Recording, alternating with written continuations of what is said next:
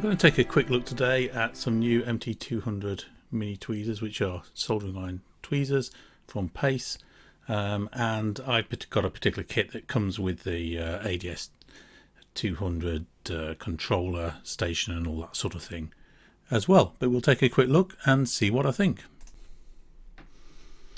So first, I guess I'm pretty pleased to see that they're using folded cardboard and things like that instead of expanded polystyrene and loads of plastic padding. That's pretty good.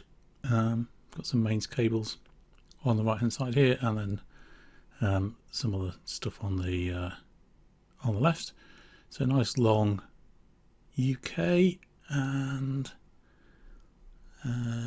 European sockets. So they're fine. I will check the fuse for that in a second just to see what they've fitted, because that's almost certainly a 10 amp cable, and I'm willing to bet anything that they've fitted a 13 amp fuse. Okay, next up, a couple of other sections and instructions just kind of falling away there.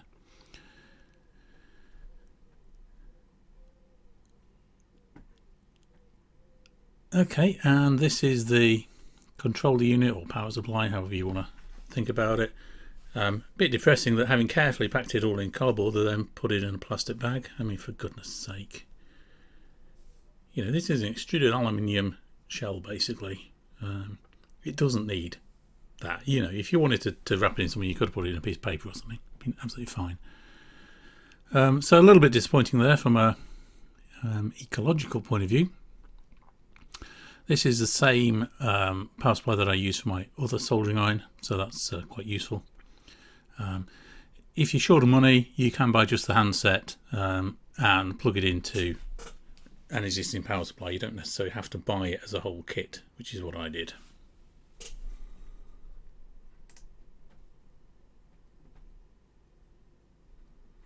Okay, so here is the other Pace power supply, and these are supposed to be stackable, so we'll see how well that works out.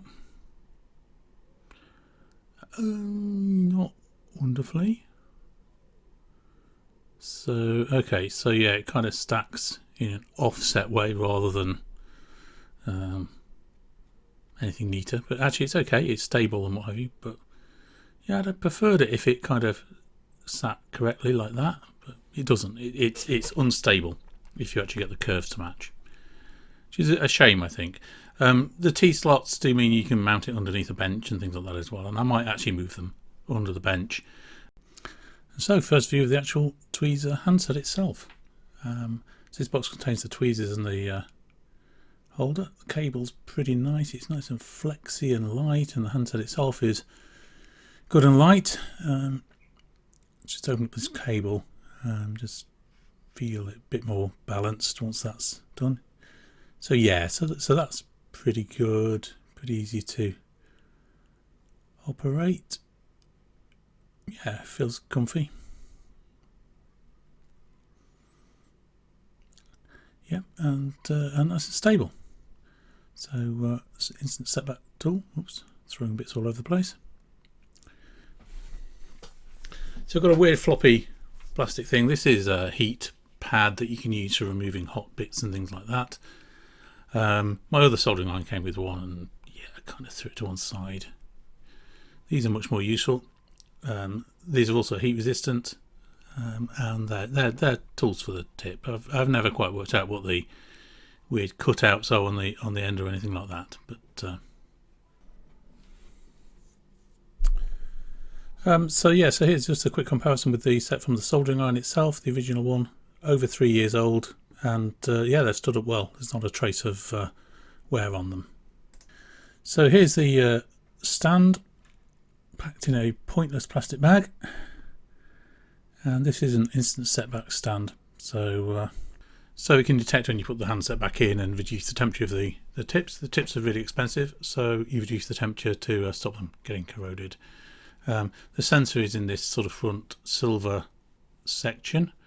In the normal iron, it's in one side, there's a little micro switch, and in this one, it's obviously got some sort of reed switch or something in the front. So okay, so next up we've got some tip cleaner. So that's handy, but I've already got some which I will use.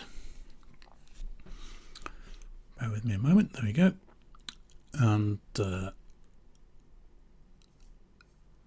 so that just goes in the little caddy, and we just use that when there's particularly difficult oxidization built up. And here we go, the obligatory flat sponge. I'm just going to grab some water, and this moment is always so satisfying, I think.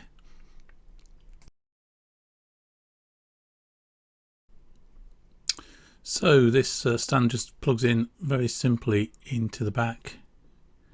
There is marked ISB, so nothing complicated there, just a little DIN connector.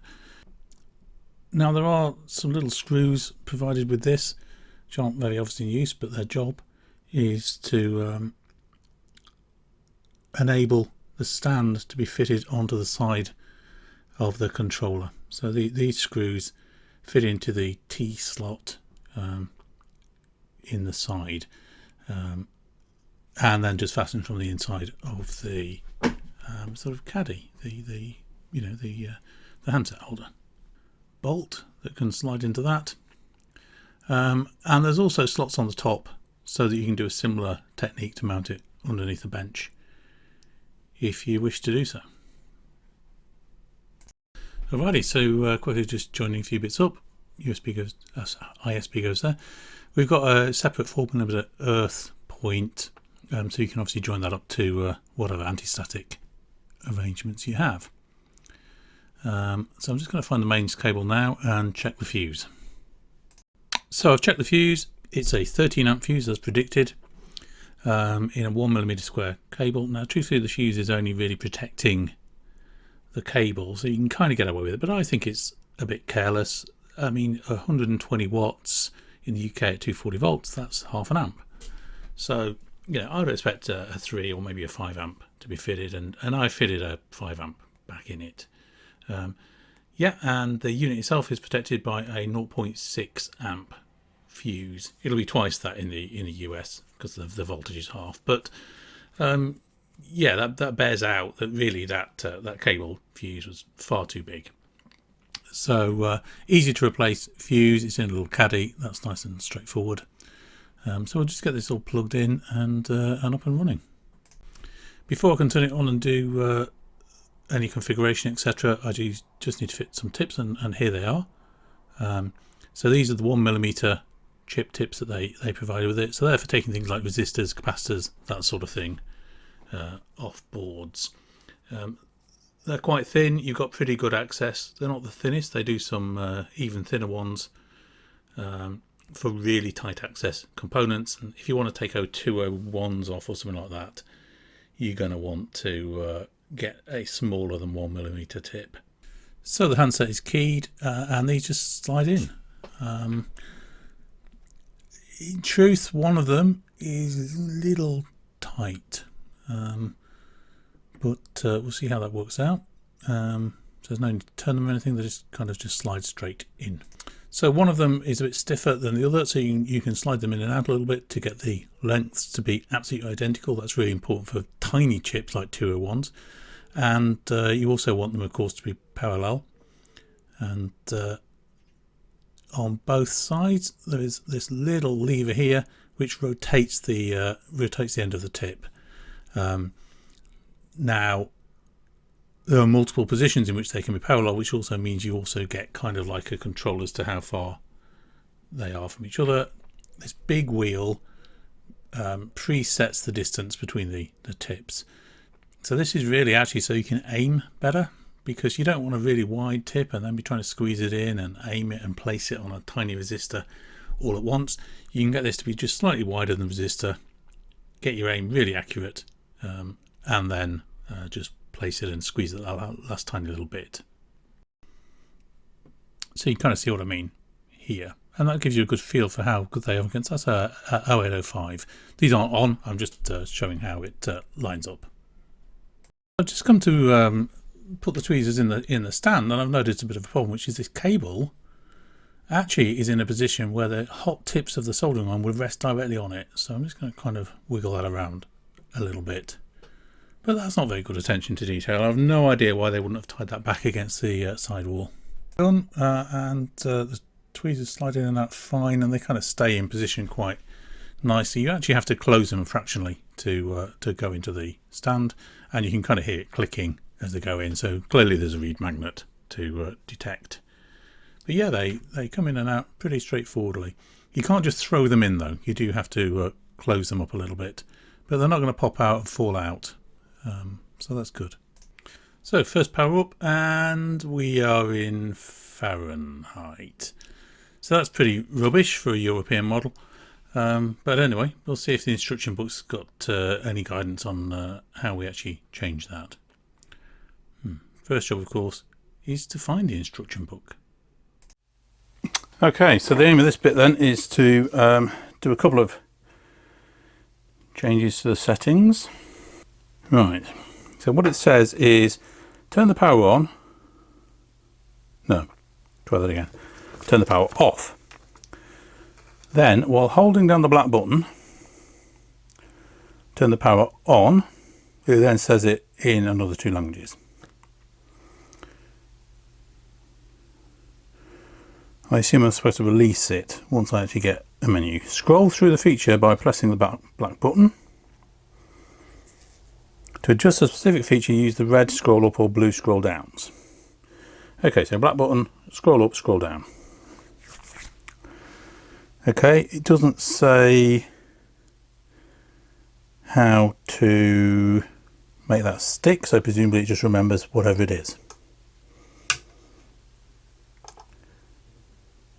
So P, so that's degree F, so that's degree C.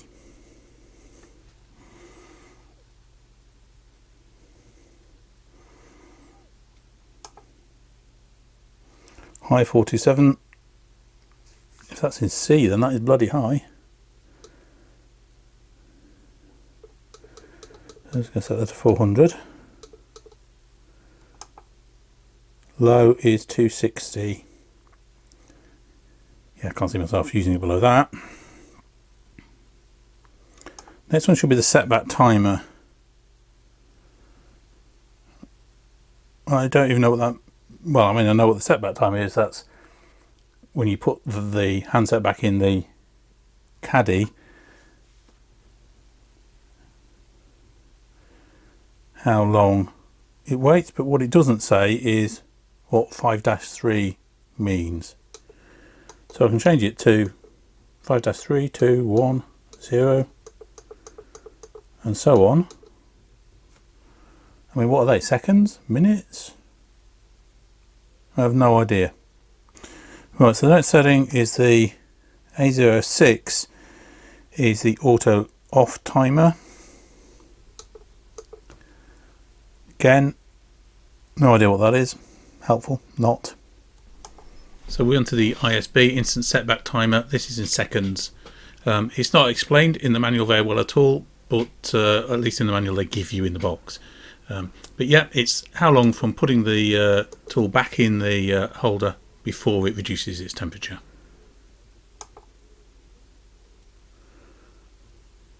So these are the presets. P51 is PS1, preset 1.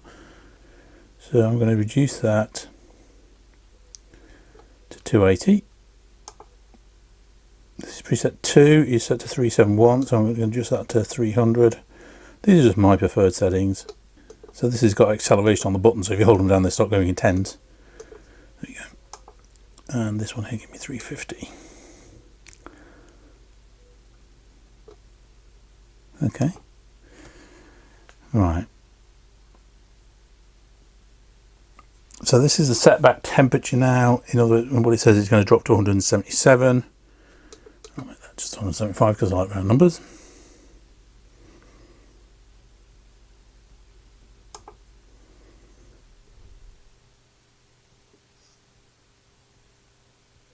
OCO is temperature match. It doesn't even tell you what that means.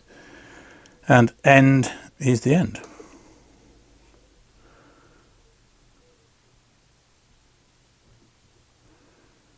and that's heating.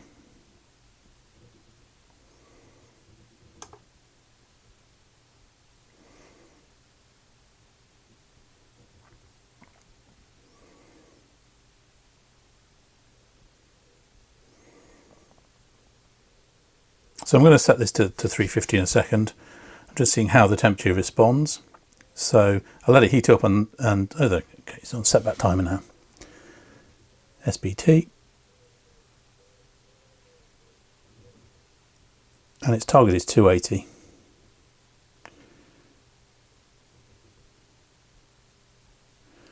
And of course the temperature is now dropping gradually towards its, what was it, 175 or whatever it was. Okay, let's take it out. Target is 280. So not bad. Got there quite easy. But hopefully that showed how to make a few adjustments. And the inadequacy there are really of the paperwork. It's not that they needed lots more paperwork there. It's just that in things like adjust setback timer, and then it doesn't tell you what the different adjustments mean. So I guess that 5-3 or S-3 this will mean 30 seconds. I guess. Don't know.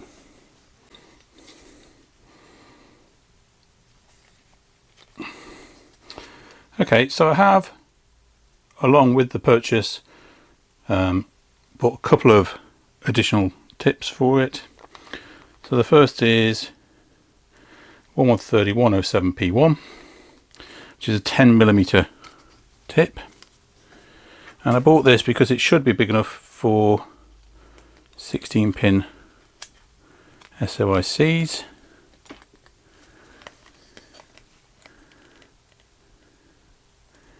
Come on, focus, damn you. Okay. So these are the tips. Quite a lot of different ICs relatively easily. They're just a bit big for tightly packed boards. I mean, you could take a 8-pin SOIC or something like that off without any problems, but also you can take off things like the larger DPAKs and things. So let's just get a board with a couple of bits and pieces on it. You can see that IC there is just a shade long for it. 1, 2, 3. That's a 20-pin. So you can see that that will pop off easily, and there's just about enough space for another. This is of course a little resistor pack. So you can see that that would work, except not quite so easily on perhaps that one, because it's a bit too big. But you know, hey. So this has got a big, probably a regulator. I haven't looked at the part number.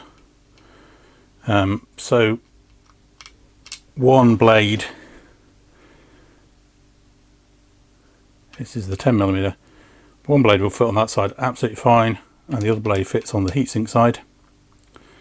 This is one of the examples where you'd probably want to do some preheating of the board to lift it off. There we go, 1130-105P1. Here's a 6mm, and that's essentially the same geometry as the one that we just looked at. So there you go, 6mm flats instead of 10mm flats. That's the only difference between those two. So this is a little bit difficult to set up for the normal camera. So I guess I'm going to be targeting, I think, this little one here. There's a couple of little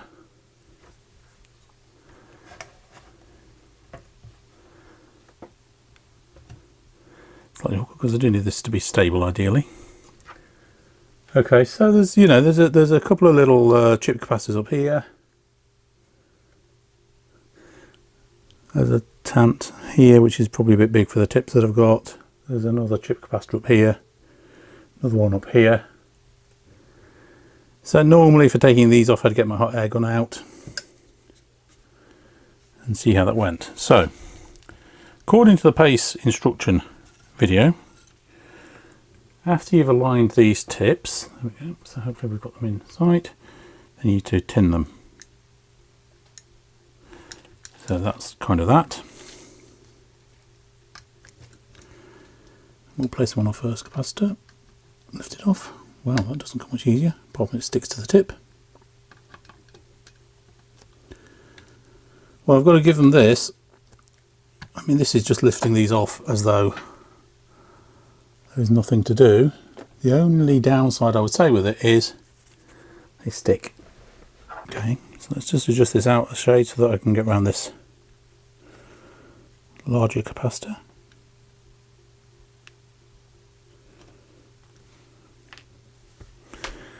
Well, you know what, I can't really complain at that. What is this? Oh, I don't even know what that is.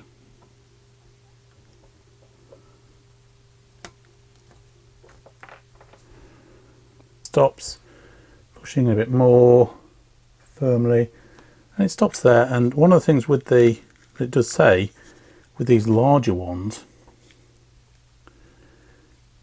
is that the tips don't touch because they're designed for larger items. Kind of makes sense, I suppose. And that if you want to align them, you kind of take something that's got parts on that you might want to, let me find a part that is in camera, that you might want to work on, and just double check it on it. And I think it looks okay. So I'm going to go with that being okay, hope for the best. So can't see it on camera, this is taking a little bit longer to warm up, which isn't surprising given the much greater mass that exists in the tips. So what's in the camera? These ones over here. Right, okay. Maybe that switch at the bottom as well. Let's try the switch. Switches are always a pain in the bum.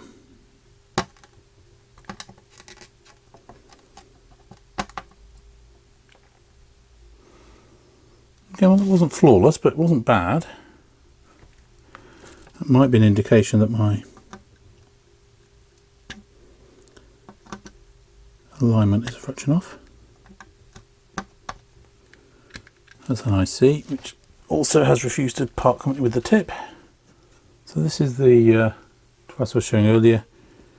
We've got a fairly big package just here. Now I expect trouble. I'm going to try and do this so that my hand's out of the way.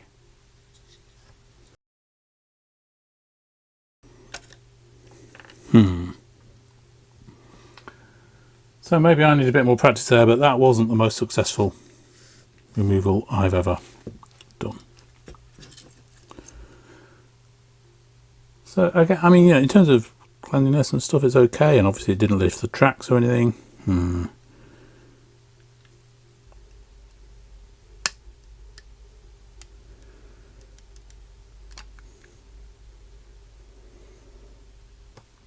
So I think these are in shot.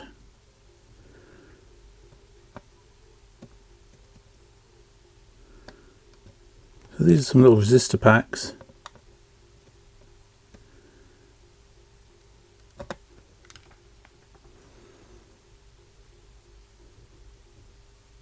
They seem to lift off fine.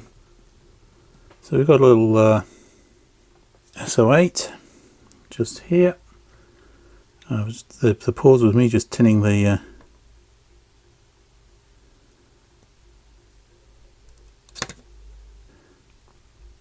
so I think part of the issue is seeing there's no feel.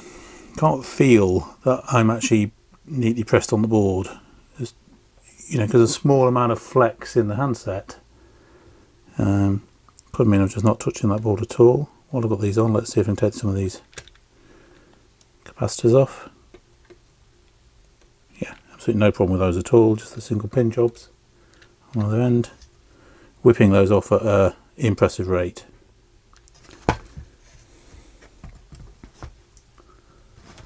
Yeah, so pop that electrolytic off, hopefully. Sorry, my hand's in the way that time. Of course, it is quite tricky doing this without getting my hands in the way. Can I do it that way? Will that work?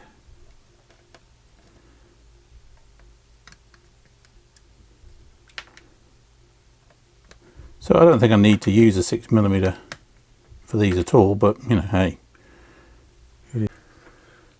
Okay, so having reviewed a £600 desoldering station from Pace, so that's the ADS200 MiniTweez, but I thought it might be interesting because, you know, people don't have that much money to spend, to review a much cheaper pair. So I don't know what these cost, about 50 quid, I think, from eBay or Amazon maybe, can't really remember. I've had them kicking around for a while and not really used them. Looks like I might have turned them on. And these are the Yihua, YIHUA 938D ESD safe. I imagine they're ESD safe because earth goes through to the tip, and they're joined to the earth pin, I'm guessing. Yeah, they are joined to the earth pin. Okay, nearly an ohm there actually though, so okay. So yeah, okay, so they're there. They are what they are.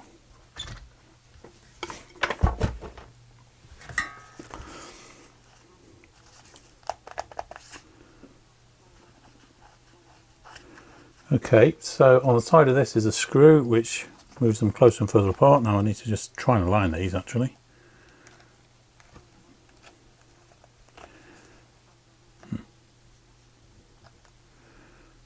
So obviously we do not have the,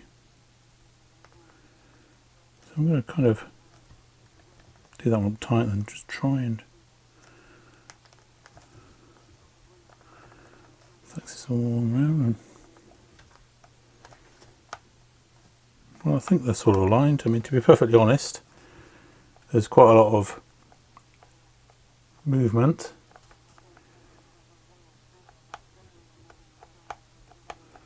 In the tip, so it's a bit hard to tell. I suppose I could put something in there to kind of hold it in alignment better. So I'd kind of say they're sort of missing.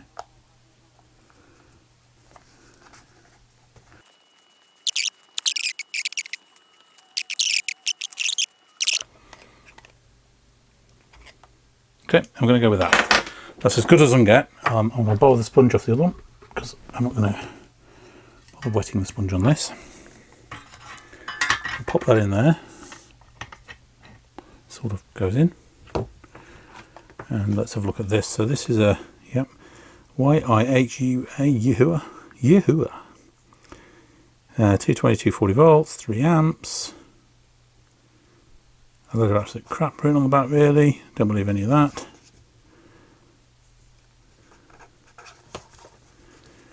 We have got on off something called centigrade Fahrenheit, which I assume really means temperature, centigrade Fahrenheit switch, and a temperature readout. Let's give it a go. I feel slightly nervous. So I'm going to aim this at 325 because, you know, hey, why not? And it's switched, and it's now actually reading out what supposedly I assume the tip temperature. Obviously it's taking a bit longer than that pasted to reach temperature, quite a lot longer in fact. It stopped supposedly at the right temperature. Let us remove. So first I just need to find some that I've left on from previously. So I've got a few capacitors over here which are nice and chunky. I can get hold of them easy, and there's a bunch of stuff down here as well still left on. So let's try that. So I just need to bring things in camera. There we go. And good luck to us. Okay.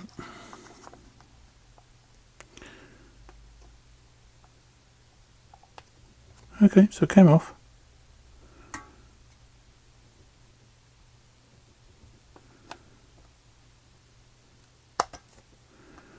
So, I mean, you saw the speed that those paste tweezers were taking these off. I mean, it was pretty much instant. Put it on the capacitor and that doesn't come off.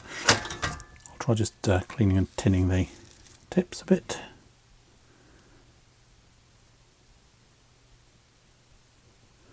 These are like kind of pointy tips. You can get a set of tips like this for the pace actually, for getting into restricted spaces. So I'm on that, I'm gripping that capacitor quite tightly. Oh, and it's over here somewhere now, I've no idea. This capacitor's come off now. So yeah, you can do it, you just kind of, if you get it right, you can kind of just see the solder melt. Significantly better off by obtaining a better hot air gun.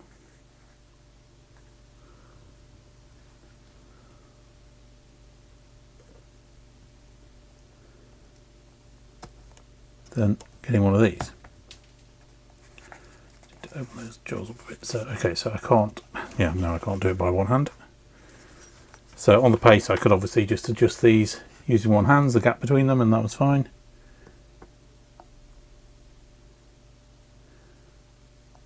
So these are 1206 resistors that I'm moving at the moment. Yeah, to get rid of that one. So it does raise the question, this is clearly removing some things. Should you bother getting a set of these? Are they worth the £50? I've got to say in general, I think probably not. Really struggling with this one because it just will not come off because I have to go in at quite a sharp angle. I have to say you'd be better spending that £50 on a slightly better hot air gun or something like that. That will actually give you better service than a cheap pair of tweezers. And although they have lifted some things off, they're scratching all over the board. They're moving around. They're just not a simple means of lifting things off. The only point of having a pair of tweezers is to make life simple and quick, and to localize the heat on the board. If you can't control them, if you haven't got precision, it's pointless. So yeah, they do lift off a few items, but there isn't a big chip, there isn't a big tip selection, and you're just going to have problems, really. So we have to ask, what's the overall position on this? So I think first up, quite nice, handleable, and they generally perform very well. Plenty of attention to detail. Instruction book needs a bit of attention, but overall pretty good. They whipped off capacitors and resistors and things like that without a thought. They weren't particularly difficult to take off transistors, although tip selection is a bit of an issue there, and that was really successful. Some small ICs, and even big inductors and things like that. Where it was perhaps slightly less successful was where there are large ground and power planes embedded in the board. They're simply sucking out too much heat, giving you a long time. So, I mean, they're always a problem. It's not just for these. You would spend a long time with a heat gun, heating the whole board area. And actually it just indicates that you need to do some preheating if you want to work with that sort of board and start removing things like regulators and large ICs from them. Tinning's important, keeping the bits clean is important. It's, you know, a little faffy but not too difficult to align the tips. Price is a bit on the high side. For me it's not too bad because I'm sharing and able to get to use the power supply, for example, for either handset should one fail, that sort of thing. The stand with the bits in the back is a bit how you're doing. Those bits are a little bit close together, so when you've put hot bits back in and you go and try to pick something up cold, you can easily burn yourself, and I did do that. Packing wasn't bad. They should eliminate the last of the plastic. The manual was rubbish. They should do a little bit of work on that. I know it's a quick start, but even so, it should actually say what the settings mean. Same tool set as on the soldering iron, and that's fine. It's all common. That's good. There's room for 3 sets of bits, which is probably all I would ever put on there. So overall, I suppose, what is my verdict? It's expensive. If you do a lot of desoldering or desoldering in really tight spaces, then I think it's worth it. Its build quality is perfectly good enough. I think there were probably slightly better tweezers out on the market. But yeah, if you do a fair bit like I do, then go for it. I wouldn't buy one of the cheaper tweezer sets. The alignment and things like that is critical, and this has good enough alignment. Certainly for 201s, I'm not sure I could get any better than that. So anyway, I hope you enjoyed that. Not a full review, but just sort of my first sort of half-hour playing with it, and getting my sort of first impressions. I'll probably get better at using it. So I hope you enjoyed that. Please remember to subscribe and click the like button if you wish. And also there's some links down below. See you soon.